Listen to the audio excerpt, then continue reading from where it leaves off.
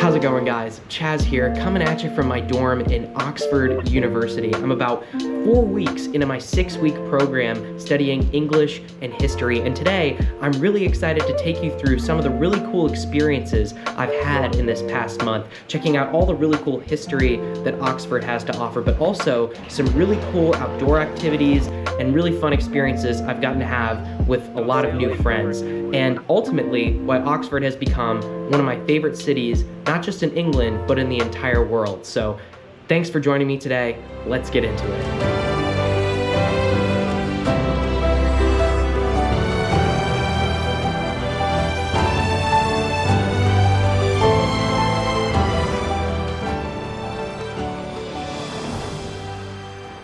All right, good morning here from beautiful St. Anne's College in Oxford, United Kingdom. Today we will be taking a tour of some of the different Oxford colleges led by my program's director, Dr. Ken Fincham. He is an expert on English Renaissance history and culture. I'm excited to take you through this amazing tour of Oxford. Oxford University dates back to 1096. Guided by Dr. Fincham, we explored beautiful campuses from Oxford's 36 different colleges. We also saw monuments to powerful scenes from English history. So this is a memorial to the three bishops burnt round the corner in Broad Street, and I'll show you where, in Mary's reign. And this is where the three martyrs suffered a pretty unpleasant death, particularly Thomas Cranmer. He was burnt in March 1556, and it was a wet day. So it's quite difficult to get the players to do their work. Touring the colleges is a great way to get a lay of the land in Oxford. My favorite was Magdalen College, but Christ Church is the most famous, and you'll find them both in the Harry Potter movies. We eventually made it to Oxford's most famous building, the Bodleian Library, where Dr. Fincham told us about a unique royal address that happened on its doorstep. Have any of you seen the movie The King's Speech? You know, about George VI and his speech impediment. But he comes in about 1946, 1947 to open the new Bodleian. So he puts a big key in, about this long, puts it in, turns it, and it snaps. Now I knew someone, long since dead, who was the senior proctor of the university, standing next to the king and the queen.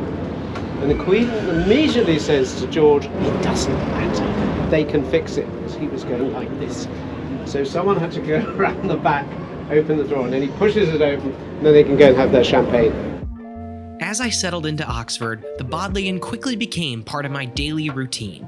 Let me show you why. Built in the late 1300s, it's now Oxford University's main library. It's got over 13 million books inside. It's also a legal deposit library, which means that anytime a book is published in Britain, the Bodleian has the legal right to request a free copy of it for its shelf, so you can be pretty confident that any book you want to find will be inside. It's definitely worth it to book a tour of the inside of this fantastic library.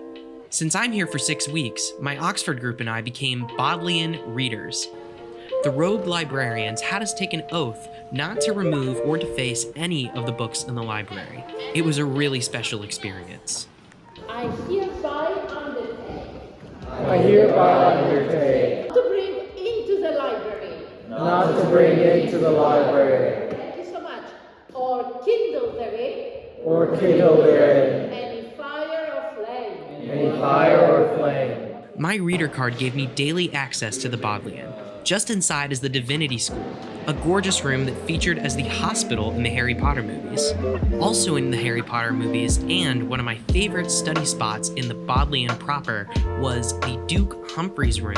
Built in 1488, this room makes everything I do feel academic, even if it's just Googling a sports score. But my all-time favorite study spot is just across the street in the beautiful and unmistakable Radcliffe camera.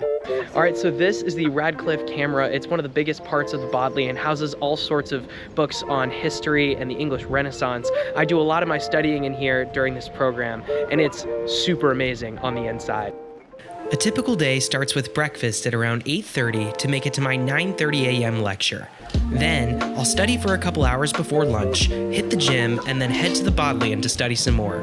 I'm lucky to have a decent amount of free time, which I like to spend exploring Oxford, searching for hidden gems like the covered market. All right, welcome to the Covered Market. Founded in the 1770s, it's just a collection of butcher shops. Today, it is a lot different. There are all sorts of restaurants, bars, bakeries, plant shops, and all sorts of other really cool stores.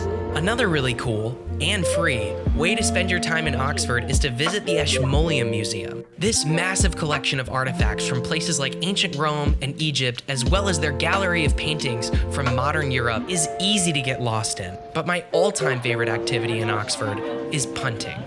Punting is a type of boating where you use a long pole to push off the bottom of the river to both steer and propel the boat. Here's Tushin Anderson, one of my friends from the Oxford program, to explain how it works. Steer. So to steer, you just, drape it in the water. It's pretty simple. So like this, look at it's going like this. And then you just bring it up like this, and you're gonna get wet a little bit, and then you go forward, you go down, this one, and then you just push. People have been punting in Oxford since 1860, and while it's pretty difficult to learn, most people don't fall in on their first try, but we'll see if I keep that streak. Do you feel like an adventurer? I do, I feel great. I'm trying to figure out how to steer it. It's like a rudder. The goal is to not hit the side. So you want to turn it. Adam's gonna save us From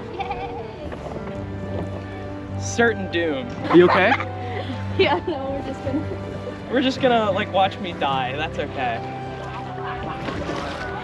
Again, like I said, the word punting actually originates from the French word ponter, which was referred to the person in those ships during those days of exploration, and it would be the person in charge of the rudder of the ship.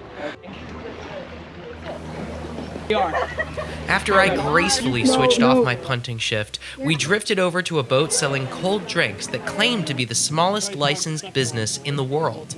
The owner said getting that title wasn't easy. Just a lot of luck. We managed to hoodwink Coventry City Council. They licensed this pub here for the sale of wines and spirits, 24 hours a day, 365 days in the year.